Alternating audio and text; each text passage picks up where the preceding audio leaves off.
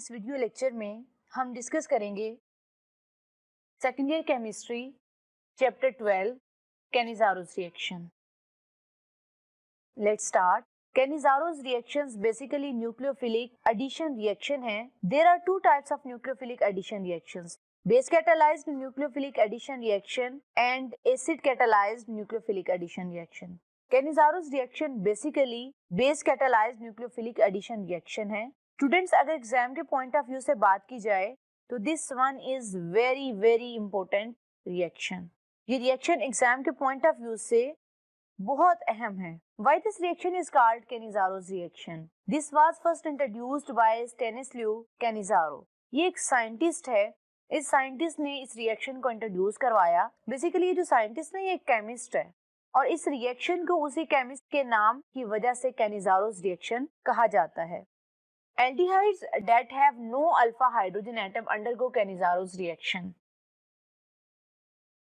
वो एल्डिहाइड्स जिनके पास alpha hydrogen नहीं होगा वो कैनिज़ारोस रिएक्शन देते हैं। बेटा, एल्डिहाइड्स दो तरह के होते हैं। एक वो एल्डिहाइड्स होते हैं जिनके पास अल्फा हाइड्रोजन होता है और दूसरे वो एल्डिहाइड्स होते हैं जिनके पास अल्फा हाइड्रोजन नहीं होता, नो अल्फा हाइड्रोजन। जैसे आपके सामने एथेनॉल है। एथेनॉल में ये कार्बोनाइल कार्बन के साथ वाली जो कार्बन है ये अल्फा कार्बन है। अल्फा कार्बन के साथ 3 हाइड्रोजन अटैच हैं, ये तीनों हाइड्रोजन अल्फा हाइड्रोजन है। तो एथेनॉल में अल्फा हाइड्रोजन मौजूद है। आप देख सकते हैं ये 3 हाइड्रोजन इसमें मौजूद हैं।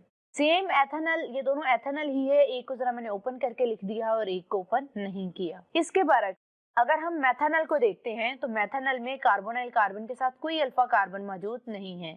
क्योंकि इसमें अल्फा कार्बन नहीं है तो इसमें अल्फा हाइड्रोजन भी मौजूद नहीं है। यही वजह है मेथेनॉल में कार्बोनाइल कार्बन के साथ अल्फा हाइड्रोजन मौजूद नहीं है। दैट्स व्हाई अल्फा हाइड्रोजन भी मौजूद नहीं है। It will definitely undergoes Cannizzaro's reaction. हमारे पास एक और कंपाउंड है और वो कंपाउंड है बेंजल्डिहाइड। ये आपके सामने है। आप देख सकते हैं कि बेंजल्डिहाइड में ये फार्माइल ग्रुप के साथ जो कार्बन मौजूद है, इस कार्बन को हम कहेंगे अल्फा कार्बन। बेंजल्डिहाइड में ये ग्रुप फार्माइल ग्रुप है। फार्माइल ग्रुप के साथ जो कार्बन मौजूद है ये कार्बन अल्फा कार्बन है। लेकिन यहाँ पे इस अल्फा कार्बन के साथ कोई हाइड्रोजन मौजूद नहीं है, तो हम कह सकते हैं कि यहाँ पे अल्फा हाइड्रोजन मौजूद नहीं है। दैट्स व्हाई जो बेंजल्डिहाइड है वो कैनिज़ारोस रिएक्शन देगा। It is disproportionation reaction and it is also called self oxidation reduction reaction. ये एक ऐसा रिडॉक्स रिएक्शन है जिसमें एक ही एलिमेंट जो है वो ऑक्सीडाइज भी होता है और रिड्यूस भी होता है। That is called as disproportionation reaction. But इन तमाम पॉइंट्स को अच्छी तरह से समझने की कोशिश करनी है। ये तमाम पॉइंट्स बहुत इंपॉर्टेंट हैं। अभी मैंने आपके साथ 2 पॉइंट्स डिस्कस किए हैं। अभी मैं आपके साथ थर्ड पॉइंट जो है वो डिस्कस करने लगी हूँ। कैनिज़ारोस रिएक्शन में 2 एल्डिहाइड्स जो हैं वो इन्वॉल्व होते हैं। एक मॉलिक्यूल जो है वो कन्वर्ट होता है कोरेस्पॉन्डिंग एल्डिहाइड में, जिसे हम रिड्यूस प्रोडक्ट कहते हैं। इन 2 मॉलिक्यूल्स में से एक मॉलिक्यूल कन्वर्ट होगा अल्कोहल में और दूसरा मॉलिक्यूल कन्वर्ट होगा एसिड में, और एसिड साल्ट फॉर्म में होगा। याद रखिएगा, आई मीन टू से हमारे पास ऑक्सीडाइज्ड प्रोडक्ट आएगी। बेटा, अब मैं आपके साथ फोर्थ पॉइंट डिस्कस करने लगी हूँ। ये बहुत इंपॉर्टेंट है। This reaction is carried out with 50% aqueous solution of sodium hydroxide at room temperature. Students, aldol condensation में सोडियम हाइड्रोक्साइड बेस जो है ये 5 to 8% ली जाती है।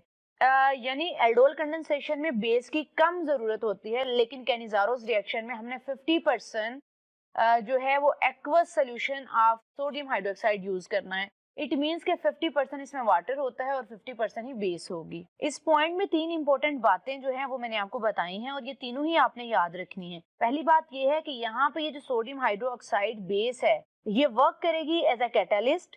सेकंड बात ये है कि ये एज अ रिएक्टेंट भी वर्क करती है, सोडियम हाइड्रोक्साइड बेस। तो फिर याद रखिएगा यहाँ पे चूंकि सोडियम हाइड्रोक्साइड के 2 काम है, एज अ कैटलिस्ट काम कर रही है और एज अ रिएक्टेंट, तो हमें सोडियम हाइड्रोक्साइड की ज्यादा कंसंट्रेशन की जरूरत है as compare to aldol condensation. इसीलिए एल्डोल कंडेंसेशन में जो हम बेस यूज करते हैं वो 5 to 8% होती है और कैनिज़ारोस में हम 50% aqueous solution of sodium hydroxide use करते हैं।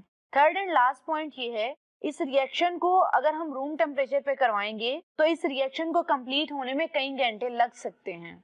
और अगर हम टेम्परेचर इंक्रीज करके 100 डिग्री सेल्सियस करते हैं तो यही रिएक्शन जो है, जो पहले कई घंटों में कंप्लीट हुआ था, वो अब आधे घंटे में कंप्लीट हो जाएगा। हम सब ने बहुत दफा ये बात जो है, ये कॉन्सेप्ट जो है वो पढ़ा है कि by increasing temperature rate of reaction also increases. अभी हमने कैनिज़ारोस रिएक्शन को डिटेल में डिस्कस किया है।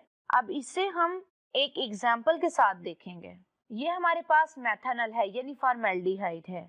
इसमें अल्फा हाइड्रोजन मौजूद नहीं है। इसका रिएक्शन बेस के साथ करवाएंगे।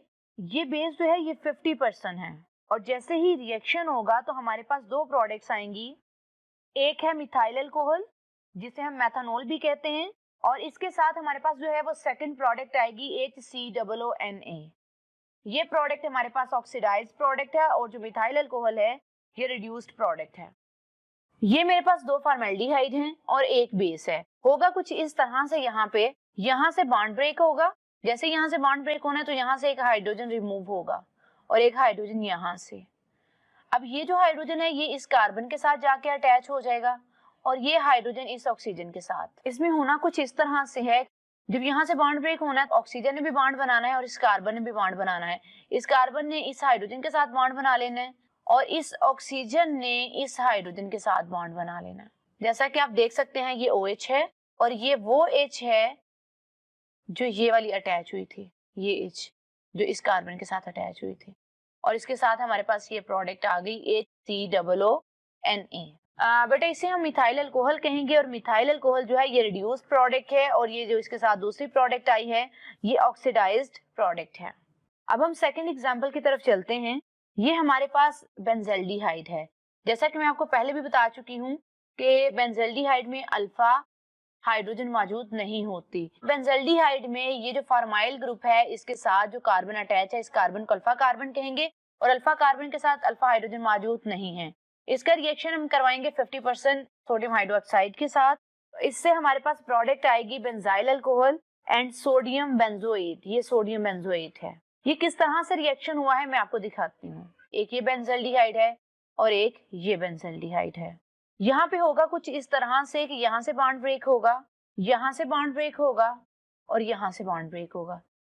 एक हाइड्रोजन जो है ऑक्सीजन के साथ अटैच होता है और एक हाइड्रोजन इस कार्बन के साथ अटैच होना है, इस कार्बन के साथ।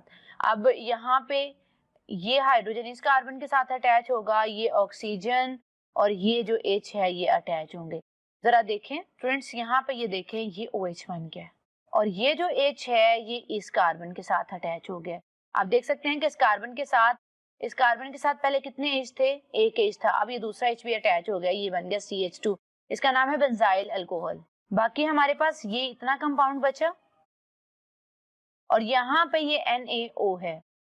यहाँ पे ये जो O है ये अटैच होगा इस कार्बन के साथ, जैसा कि आप यहाँ पे देख सकते हैं।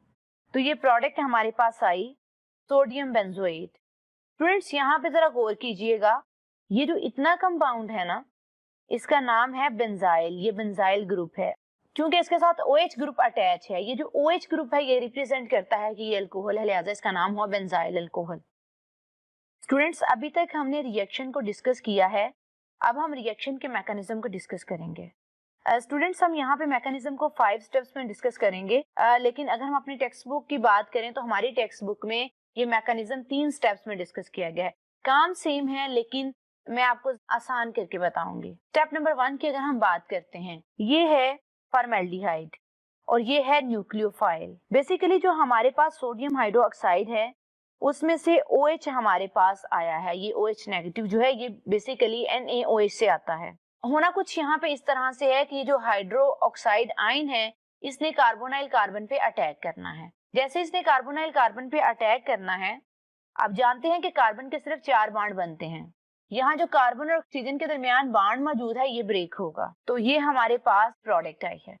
अब हम सेकंड स्टेप को डिस्कस करेंगे। इसमें आप देखें ऑक्सीजन के पास एक्स्ट्रा इलेक्ट्रॉन्स मौजूद हैं। ऑक्सीजन के पास एक्स्ट्रा इलेक्ट्रॉन्स होने की वजह से ये कार्बन के साथ बॉन्ड बनाने की कोशिश करेगा। इसके रिजल्ट में क्या होगा, यहाँ डबल बॉन्ड फॉर्मेशन होगी। अब हमने देखना ये है कि कार्बन कौन सा अपना बॉन्ड ब्रेक करेगी।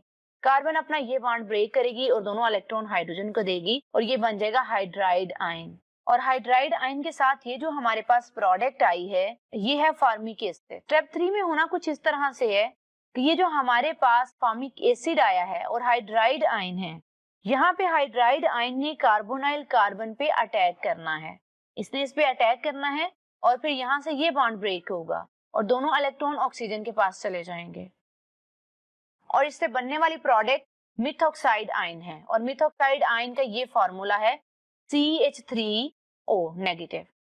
CH3O नेगेटिव इसका फॉर्मूला है। अब हम स्टेप 4 को डिस्कस करेंगे। ये हमारे पास मिथॉक्साइड आयन है, इसका रिएक्शन हम करवाएंगे फॉर्मिक एसिड के साथ।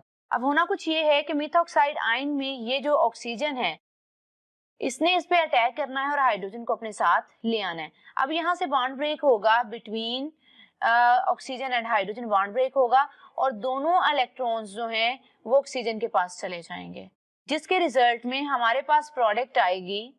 यहाँ से हाइड्रोजन जो है इस ऑक्सीजन के पास चला गया तो हमारे पास बना CH3OH, ये है अल्कोहल, मिथाइल अल्कोहल इसका नाम है। इसके बाद हमारे पास ये जो है ये इतना पोर्शन रह गया फॉर्मिक एसिड का, HC double bond O single bond O और दोनों इलेक्ट्रॉन्स इस ऑक्सीजन के पास हैं। तो इस पूरे आयन को हम फॉर्मेट आयन कहेंगे। स्टेप नंबर 5 ये लास्ट स्टेप है। इसमें होगा कुछ इस तरह के, जो फॉर्मेट आयन है इसका रिएक्शन करवाया जाएगा बेस के साथ। तो ये जो फॉर्मेट आयन का ऑक्सीजन है इसने सोडियम पे अटैक करना है और यहाँ से इसका बॉन्ड ब्रेक होना है।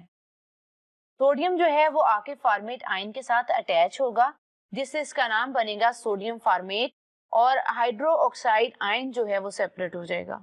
Students, it's all about Cannizzaro's reaction. अगर किसी का कोई क्वेश्चन है तो आप कमेंट सेक्शन में पूछ सकते हैं, या फिर आपको किसी और टॉपिक पे वीडियो लेक्चर चाहिए तो आप कमेंट सेक्शन में अपने टॉपिक का नाम बता सकते हैं।